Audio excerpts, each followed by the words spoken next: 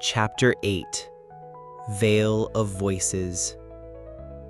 The candlelight flickered against the cracked plaster walls of the safe house, casting long, trembling shadows that danced in rhythm with Mira's restless pacing. Her fiery hair caught the dim light, a wild flame contrasting the storm inside her mind. She paused, pressing a hand to the rough wooden table, eyes narrowing as a sigh escaped her lips, barely audible over the distant sounds of the city's restless night. The echoes of shouted orders and marching boots whispered through the thin walls, reminders of the tightening noose that Lord Vareth's forces were drawing around the rebellion. Mira's mind was a battlefield as fierce as any physical fight.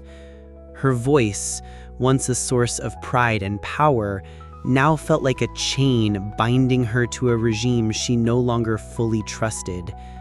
Yet the thought of abandoning that voice, the very magic that had shielded her and those she loved, was terrifying. She clenched her fists, the weight of her conflicted loyalties pressing down like the thick air of a coming storm. Across the room, Elara sat quietly, her slender fingers moving deftly over a sheet of parchment. The soft scratch of quill against paper was a soothing counterpoint to the chaos brewing beyond their walls. Her dark eyes, vibrant and intense, flickered with determination as she inscribed intricate symbols of ink, each stroke a silent spell, a subtle rebellion against the world that sought to silence her. Mira.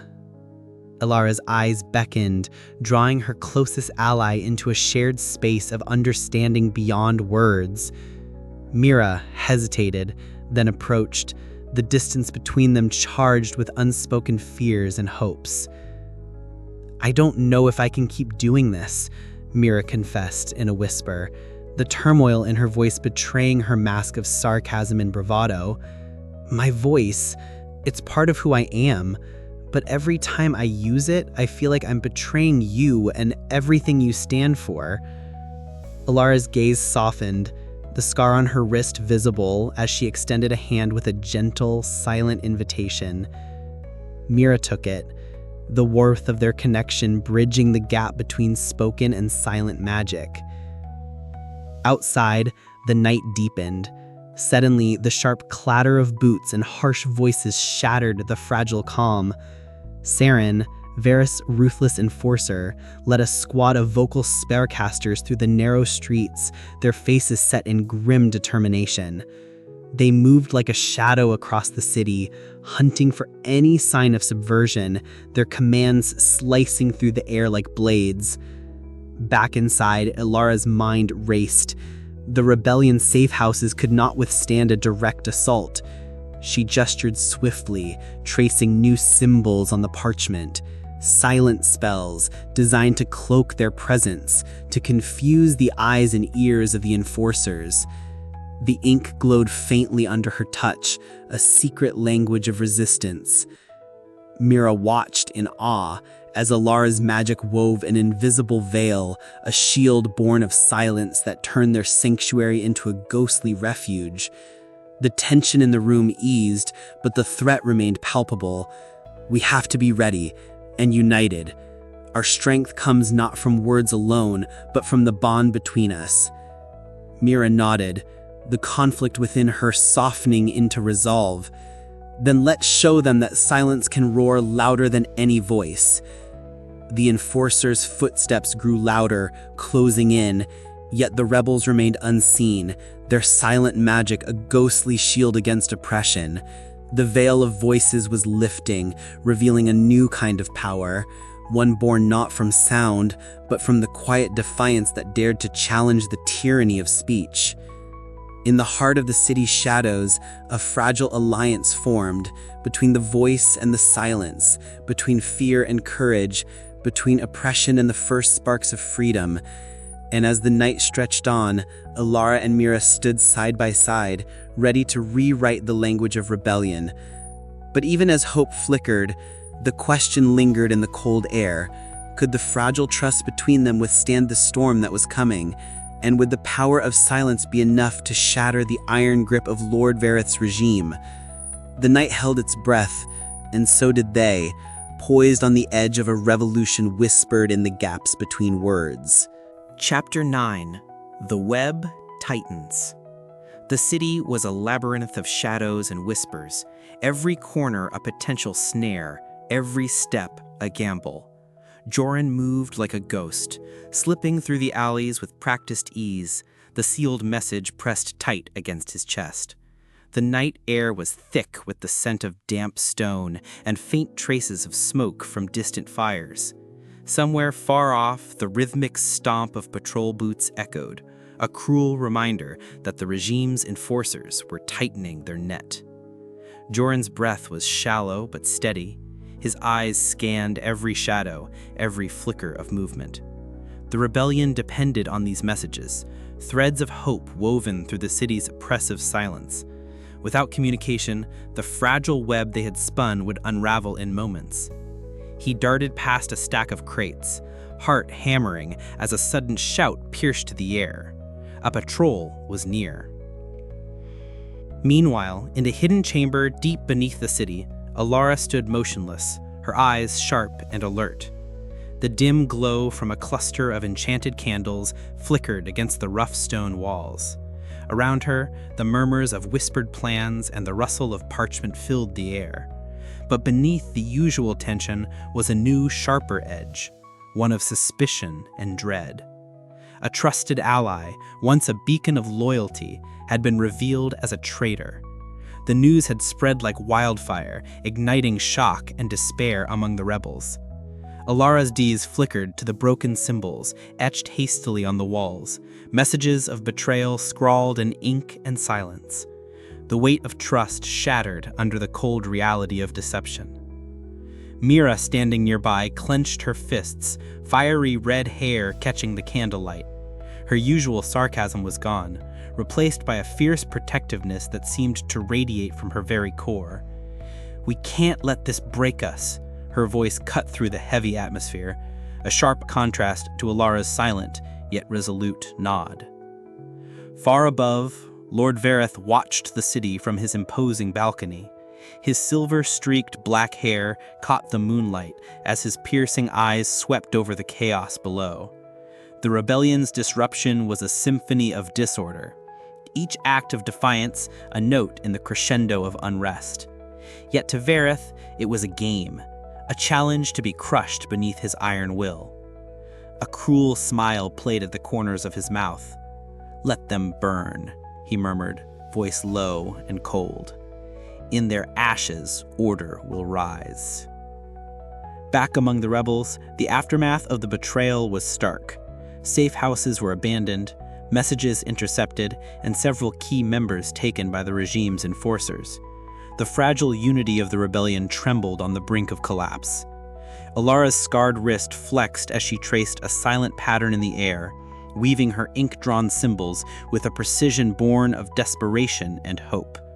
Her silent magic pulsed, a quiet storm waiting to be unleashed. Beside her, Mira's voice wove protective spells, a living shield amidst the ruins. Their eyes met, a fierce determination passing between them. The cost had been high, but the fight was far from over. In that shared glance was a promise. From the ashes of betrayal, they would forge a new path, stronger and wiser. Joran returned, breathless but undeterred, his message delivered though at great risk. The rebellion's heartbeat still pulsed beneath the city's surface, fragile but alive. Elara stood tall in the encroaching dawn, the weight of silence heavy but empowering. The web had tightened, but it had not closed. The true battle was only beginning, and she would be ready. As the first light spilled over the horizon, a whisper stirred through the city streets, not of fear, but of defiance. The silent rebellion was far from silenced. "We move forward," Elara's eyes seemed to say, "because silence is not absence, it is strength." And with that, The quiet revolution pressed onward, shadows gathering for the war yet to come. The air was thick with tension as Joran slipped through the maze of narrow streets, every sense on alert. His mission was clear, but the stakes had never been higher. Each message carried by the rebel messenger was a thread in a fragile tapestry of resistance, and the regime's tightening grip threatened to unravel it all. Elara, secluded, yet ever watchful, felt the pulse of the city beneath her fingertips. The betrayal had cut deep, a wound that threatened to bleed out hope. Yet within her, the ink-tongue oath stirred, a silent power waiting to be unleashed in a world that had never truly listened. The rebellion was fragile, but it was alive, and Elara, the mute girl whose silence spoke volumes, was ready to lead it into the storm. The web had tightened. Now it was time to break free. Chapter 10: Shadows and Ink. The low hum of candle flames filled the cramped workshop, where Talon spread out ancient parchments, stained with age and secrets. The air was thick with the scent of ink and drying parchment, shadows dancing on the walls in time with the flickering light. Elara stood silently at the edge of the room, her dark eyes wide with a mixture of curiosity and reverence. Talon's hands, stained deep with black ink, trembled slightly as he carefully unfolded a brittle manuscript, its pages etched with delicate, intricate symbols that shimmered faintly in the candlelight. "These," Talon whispered, voice rough with age and excitement, "are the original runes of silent magic, the art my ancestors first wove into the world when speech was yet unbound. They were outcasts, much like you, Elara. They found power not in voice, but in the quiet spaces between words." He paused, eyes meeting hers with a fierce intensity. "The ink-tongue oath is but a fragment of what was lost. This manuscript holds the deeper truth." Elara's fingers itched to touch the manuscript, but she held back, respecting the fragility of the ancient text. Instead, her gaze traced the flowing lines of the runes, feeling an almost magnetic pull. "How did your family keep this secret?" She signed carefully, her gestures sharp yet fluid, conveying the question with practiced grace. Talon smiled faintly, a wistful shadow crossing his face. "In silence, mostly, passed down in whispers and ink-stained hands. My people hid in the shadows of the spoken world, guarding knowledge that could unravel the very foundation of the regime's power." From a cluttered shelf, Talon retrieved small bottles filled with vibrant inks, some deep midnight blue, others a glowing silver, and a few that shimmered with an ethereal iridescence. "These inks," he explained, "are crafted with ancient formulas, infused with the essence of silent magic. They allow the wielder to weave spells that do not need voice to command, spells that can pierce the shields of spoken enchantments." Elara's heart quickened as Talon handed her a small vial of the darkest ink, its surface reflecting the candlelight like a pool of liquid shadow. Tentatively, she dipped a finger into the ink and then traced a symbol in the air, a silent rune that pulsed with power, unseen but deeply felt. A subtle vibration coursed through her skin, igniting a spark of energy that spread warmth through her limbs. "It's stronger than anything I felt before," she signed, eyes alight with a new fire. This could change everything." Talon nodded solemnly. "But it's dangerous. The more potent the magic, the greater the risk of detection. The regime's enforcers grow ever vigilant." Her thoughts flickered to the recent raids, the whispered betrayals, and the growing shadows of fear that threatened to engulf the rebellion. Yet within her stirred a fierce resolve. This knowledge was a gift, a powerful weapon forged in silence and ink. Later that evening, the rebel council convened in the depths of a cellar beneath the city streets. The air was heavy with the scent of damp stone and whispered urgency. Around a rough-hewn table, sat the core members of the rebellion: Mira, fiery and restless; Yoren, ever watchful; Talon, quiet but commanding; and Elara, the silent heart of their cause. Maps and hastily drawn symbols marked the table as Elara laid out her plan. Using the newly acquired inks and silent runes, she proposed a series of coordinated strikes to disrupt the regimes of vocal spellcasters, aiming to sever their control over the city's magic.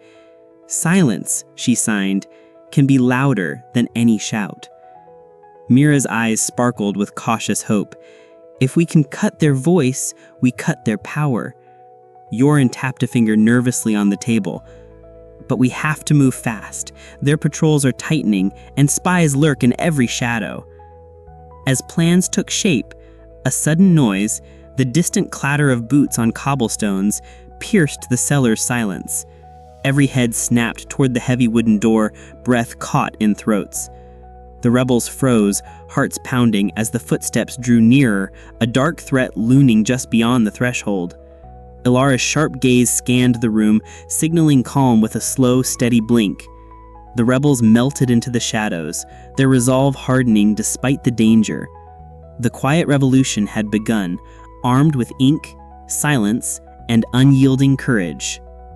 The night stretched on, filled with whispered incantations written in ink rather than sound, shadows dancing with new purpose.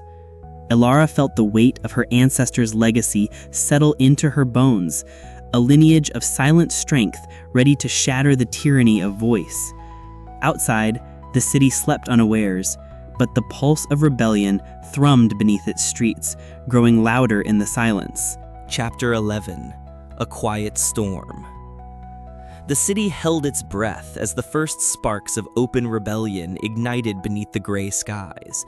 Elara's heart was a steady drum in her chest, steady and resolute, as she slipped through the labyrinthine alleys with the practiced grace of a shadow. The silence that wrapped around her was not absence, but presence, a force woven from the very threads of the ink-tongue oath she had come to command. Around her, the city's usual chorus of spoken spells and incantations was fractured, replaced by the chaotic symphony of war.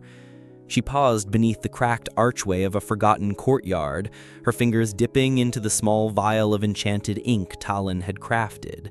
The substance shimmered like liquid night, alive with latent power.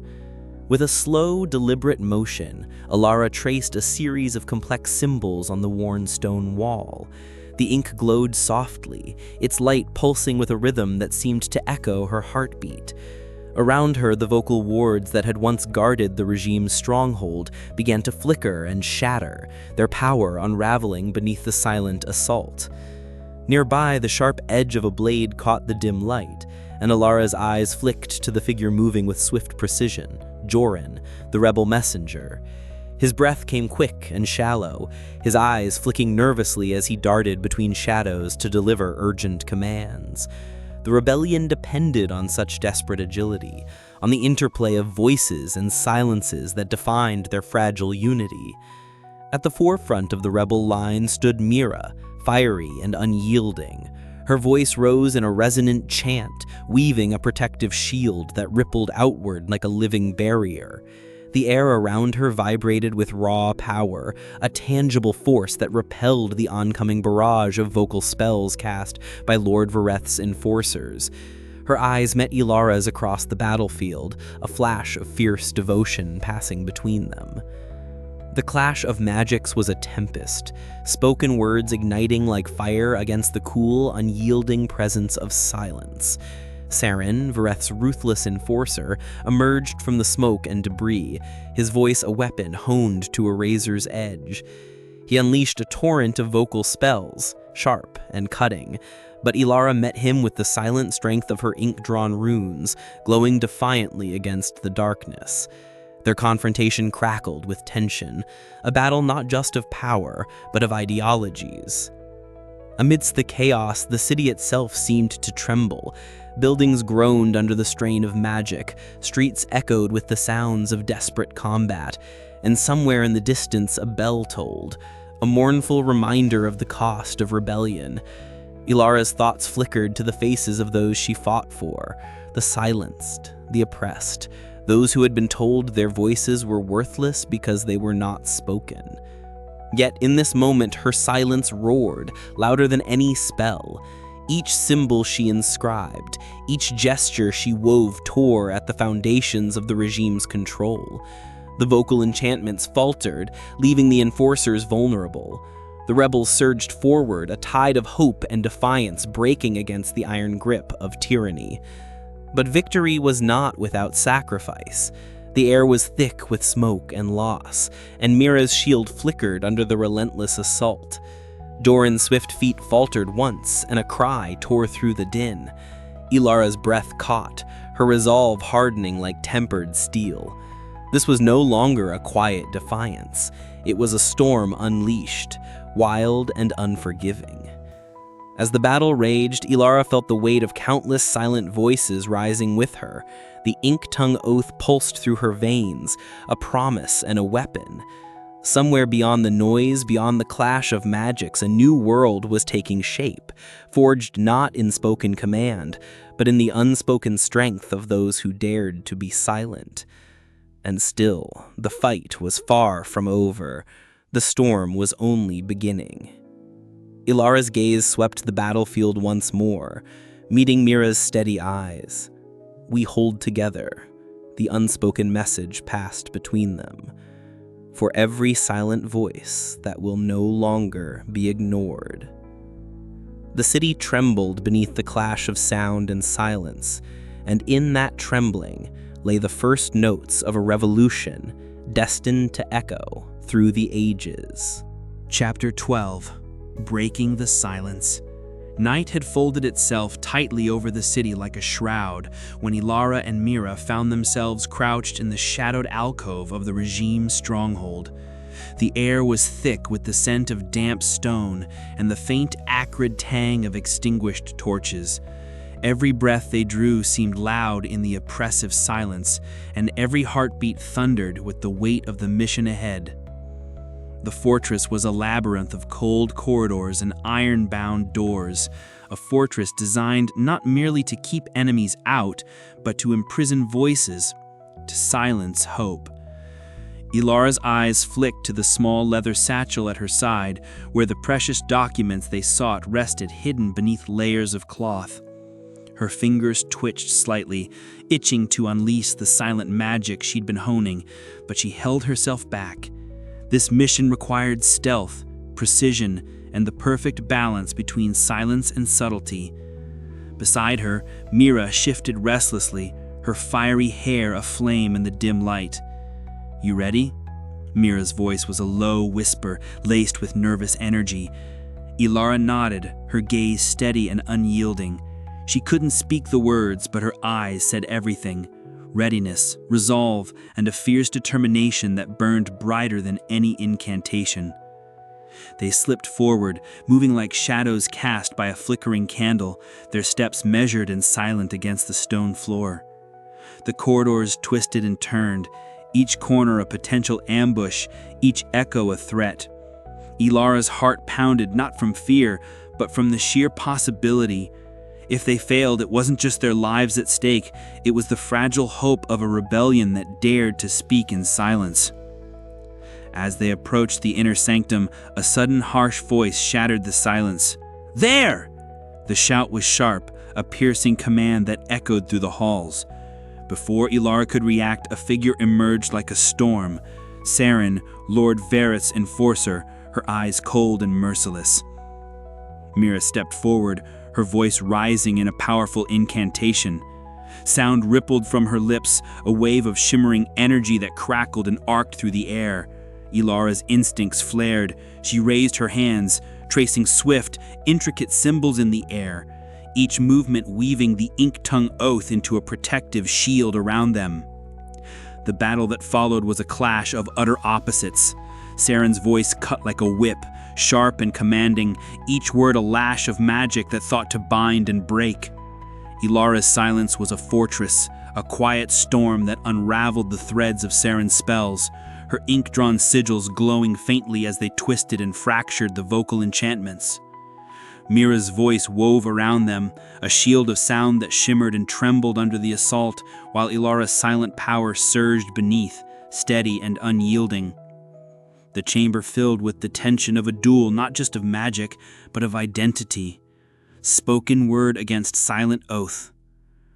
At a critical moment, Saren's spell struck a glancing blow to Mira's side, and a sharp cry of pain broke through the magical din. Elara's eyes widened, fury igniting within her. With a final sweeping gesture, she unleashed the full force of the ink-tongue oath, a wave of silent power that shattered Saren's voice like glass. The enforcer staggered, her eyes wide with shock and rage, before retreating into the shadows with a promise of vengeance lingering in the air. Breathless and wounded, Mira leaned heavily against Elara as they made their escape through winding passages and secret stairwells. The stolen documents felt heavier now, burdened with the cost of their victory. Outside, the cool night air was a balm against their heated skin. Elara's gaze met Mira's, unspoken words passing between them. Pain, hope, and the unbreakable bond forged in silence and sound. "We've taken the first step," Elara thought silently, her resolve hardening like tempered steel, but the battle is only beginning. As the night slept unaware, two rebels vanished into the night, carrying with them the fragile promise of change, a promise spoken not in words, but in the powerful silence between. The path ahead was uncertain, the dangers many, but Elara knew one truth with unshakable clarity. In the quiet between words, she held the key to a revolution that no voice could silence. And with that thought, the night whispered back, a silent vow that the fight was far from over. The end of this chapter was not an end, but a call to arms, a beckoning into the heart of defiance, where silence roared loudest of all. Chapter 13, The Archivist's Gift. The air in the Archivist's chamber was thick with the smell of old parchment and ink, a scent that seemed to carry whispers of forgotten secrets. Elara stood silently, her eyes trained on the figure before her. The Archivist, cloaked in robes stained with ink that looked as ancient as the knowledge he guarded, carefully lifted an object from beneath a pile of brittle scrolls. It was a quill, but unlike any she had seen, carved from gleaming obsidian, its surface etched with intricate runes that shimmered faintly in the dim light. With deliberate slowness, the Archivist extended the quill toward her. "This," he said softly, voice rasping like the turning of aged pages, "is the ink-tongue quill. It is a relic of the old world, a vessel for silent magic that predates even the speech-bound order. It will amplify your ink-tongue oath, Elara, but with great power comes great responsibility." Elara's fingers trembled slightly as she reached out, her palm closing around the cool, smooth surface. The quill pulsed faintly, as if alive, resonating with the same silent energy she had felt stirring within herself for so long. Images flashed briefly in her mind, ancient battles waged without spoken word, spells woven in absolute quiet, and a time when silence was respected rather than feared. For a moment, the weight of history pressed down on her, a burden heavier than any spoken incantation, but beneath it all was a spark of hope, an ember kindled by the possibility that her silence could indeed shatter the chains of oppression. "How do I use it?" she finally asked, her eyes locking with the Archivist's. He smiled, a fleeting expression that softened his enigmatic demeanor. "The quill bonds with your magic. When you weave your ink symbols, this will deepen their reach and potency.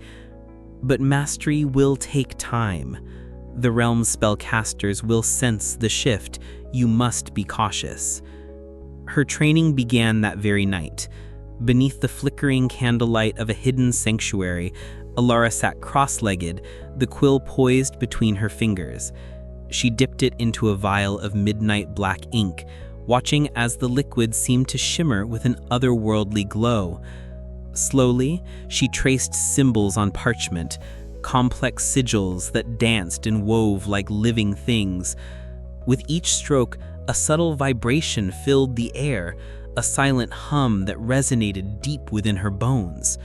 The ink glowed softly, and the symbols lifted off the page, shimmering like delicate threads of shadow and light. Elara's breath caught as the magic responded, her silent spells rippling outward, disrupting faint echoes of spoken enchantments nearby. Hours passed unnoticed as she practiced, her focus absolute. The scars of doubt that had once clouded her mind began to fade, replaced with a fierce clarity. She was no longer just a silent girl. She was a beacon, a conduit of a power that transcended words. Word of her progress spread quickly among the rebels. In the dimly lit celling where the movement's leaders gathered, Mira stood at the center, her voice low but charged with urgency. Elara has unlocked something no one dared believe possible. Her magic can sever the threads of Vareth's spellbound control. The room hummed with a mixture of disbelief and hope. Faces that had been etched with weariness now brightened with a renewed purpose. Plans were drawn, alliances forged, and the fragile unity of the rebellion solidified around this newfound strength. Mira caught Elara's eye across the crowded room. Her usual mischievous smile was tempered with seriousness, but it held a fierce pride. Though Elara could not speak, the message was clear. She was not alone. Yet across the city, in the vast shadowed halls of the regime's fortress, Lord Vareth stood before his council. His tall, imposing figure was carved from cold resolve, silver-streaked black hair framing a face sharpened by years of battle and control. His piercing eyes scanned the assembled commanders, each man and woman keenly aware of the threat now posed by the silent rebellion. This uprising, he cut through the heavy air, is not merely a nuisance. It is an attack on the very foundation of our power, our language, our order. He paused, letting the weight of his words sink in. We will crush it with fire and voice. No silence will go unpunished. Prepare the enforcers. Root out the traitors. This rebellion ends now. Outside, the city seemed to hold its breath, the tension crackling like static before a storm. Elara knew the path ahead would be perilous, that the relic's power was both a gift and a burden. But for the first time, she felt the tide turning. Her silence was no longer a shadow, but a sword. And with it, the quiet revolution had truly begun. As dawn filtered through the narrow windows of the rebel sanctuary, Elara arose from her mat, the quill resting lightly in her hand. Mira was already awake, tending to their supplies with practiced efficiency. The room was thick with the scent of ink and anticipation. "Are you ready?" Mira asked, glancing up with a hopeful grin that belied the danger looming beyond their walls. Elara nodded, her eyes steady. Though she could not speak, her resolve spoke volumes. The Archivist had entrusted her with more than a relic. He had entrusted her with a future, and she would not let it slip away. The training was arduous. Elara spent hours weaving silent spells, the quill guiding her hand as she pushed the boundaries of her magic. Each stroke she crafted grew more intricate, more potent, until the very air around her seemed to hum with the quiet power of the ink-tongue oath. Mira watched with a mixture of awe and envy, her own voice-based magic seeming both powerful and fragile in comparison. "You're changing everything," she said one evening, her voice low and reverent. "If anyone can topple Vareth, it's you." Elara's eyes flickered with a dry humor, a silent smile that Mira understood perfectly. But the shadows lengthened.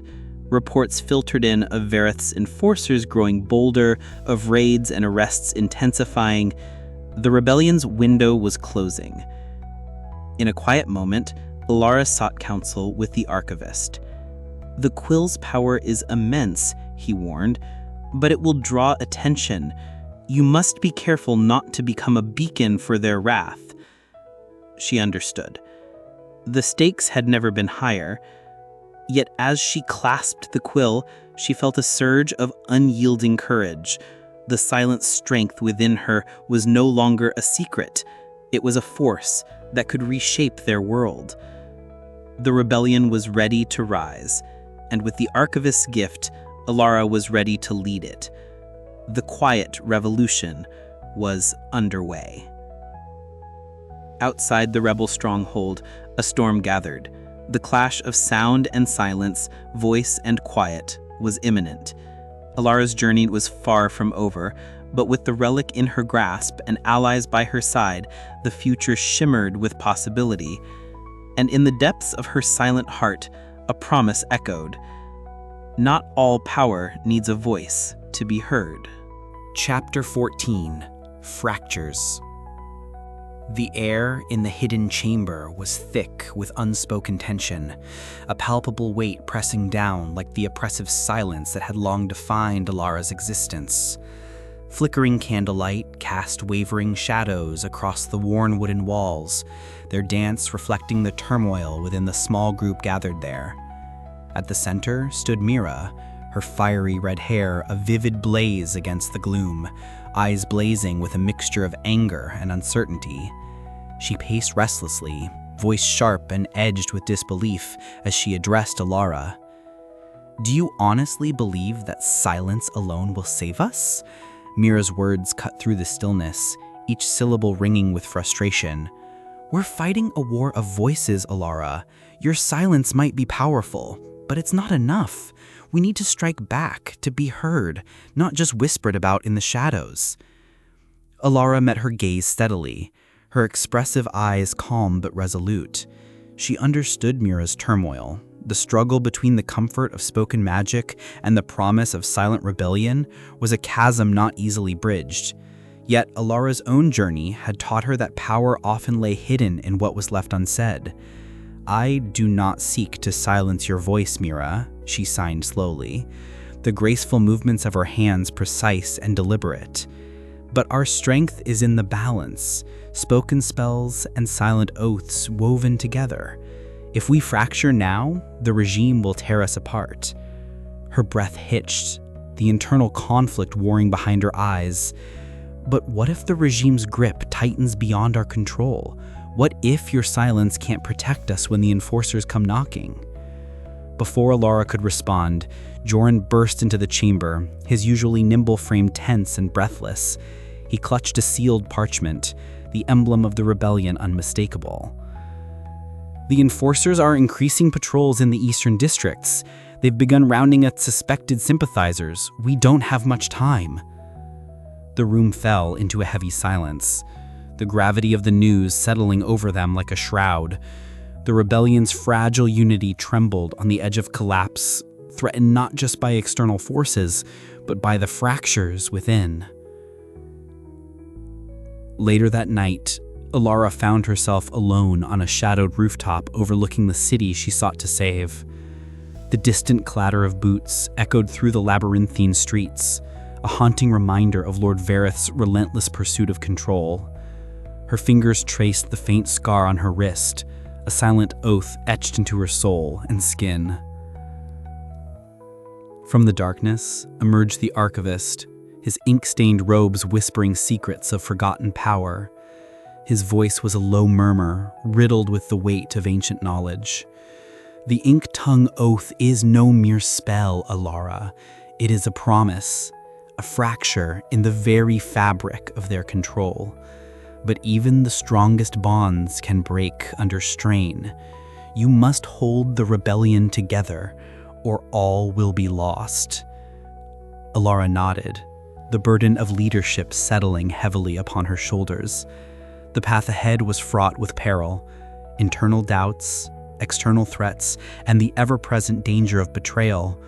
But within the fractures of their alliance lay the potential for renewal, for a new way of being that transcended spoken words. As dawn crept over the horizon, Elara's resolve solidified. The silence she bore was no longer a void, but a beacon. The rebellion's fate depended on her ability to unite fractured voices and silences alike. The fractures within the rebellion are real, but so too is the chance to mend them before the regime's shadow falls irrevocably.